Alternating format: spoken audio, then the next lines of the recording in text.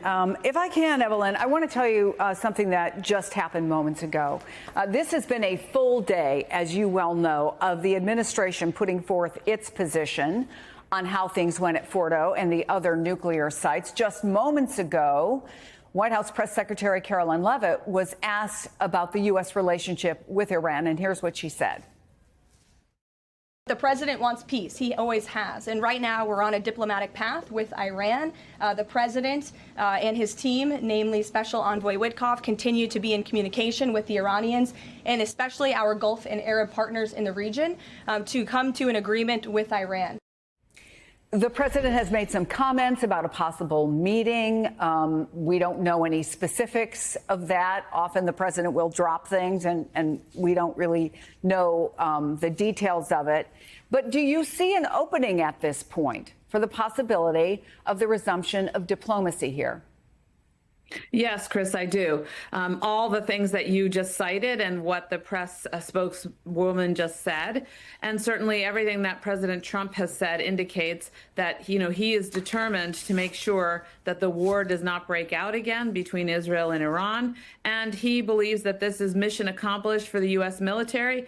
And frankly, even if we didn't obliterate every piece of the nuclear arsenal, or nuclear, program, that's not the point, because Iran can always reconstitute their nuclear program. It's really a question of how long it will take, whether they can race and do it before negotiations. So we have to get negotiations underway as soon as possible. President Trump needs to keep the pressure on so that they don't drag out, because there is a danger that Iran could use the time to try to reconstitute their program if there's enough left over. But ultimately, regardless, the only way you're going to get Iran to be less of a threat to the international community is to get international inspectors in there on the ground. And that can only happen after we have a diplomatic agreement. There's also the question of the Ayatollah himself. We just heard his comments. Obviously, he has a domestic audience that he has to speak to. But he also, the reporting is in a bunker with his families. He knows what the danger is.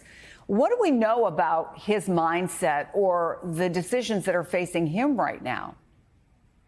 Well, it sounds like he is probably pretty realistic about the amount of time that he has left on this earth, whether it's because of his opponents who may want to eliminate him from the political scene. And I'm thinking mostly, of course, of Israel.